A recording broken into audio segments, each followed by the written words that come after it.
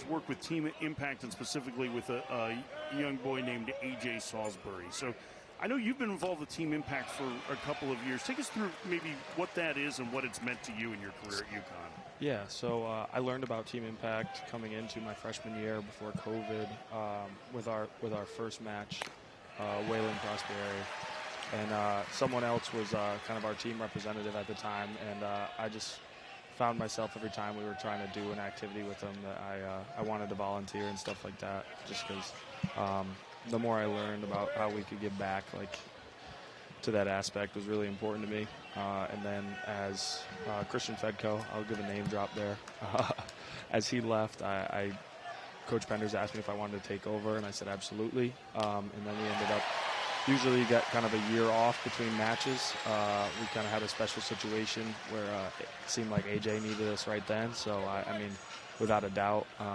or second thought, we stepped up and said absolutely we'd take him. And yeah, so a little bit about Team Impact is it's kind of just, it's a nonprofit that works with matching children with serious illnesses and disabilities with collegiate baseball teams across the country at all levels from D3 to D1. And it just builds kind of that team camaraderie and helps teach athletes and kind of the humility of life, you know, when we're so gifted to be out here playing kids games at 18 through 24 years old. Life's a lot harder sometimes for others, so it's kind of our way of giving back the best we can.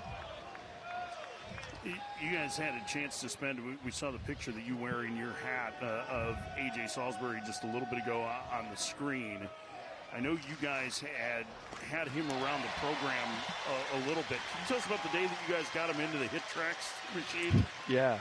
So it was actually probably, I'd say it was his signing day. So that was one of his first real days with us where he spent a good amount of time. He came to lift and then went to practice, and then we had his signing day after. And we thought kind of, it was already a long day at that point. We thought it was kind of kicking his butt. But as soon as we pulled the Hit Tracks out, explained it to him what was going on, and we told him that we could put the boost up.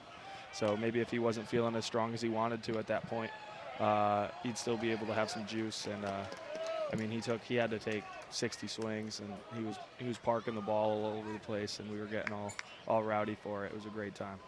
It was really cool. I know one of the other more touching moments was after a huge win over St. John's was his memorial service, and you led the entire team there in uniform. 40 players showing up in the uniforms you guys wore yesterday that are styled after the Dodgers, which is his favorite team. Yep. It was really special too, I know. Yeah, I mean, I remember that day. It was a tough one for me. It's probably one of the hardest days of my life, just because I did feel close and I cared about AJ. I still do care about his family so much, and to have to kind of go through that was tough, and I wasn't sure how many guys I was going to get showing. I mean, I was expecting 10, 15, and then I needed to drive by myself that day, just kind of be by myself, and I got out of the truck, and I mean, there was 40 guys in the parking lot waiting for me, so it was really touching to see that not only were they cared so much about AJ, because I know they did, but it was nice to see them there for me as well.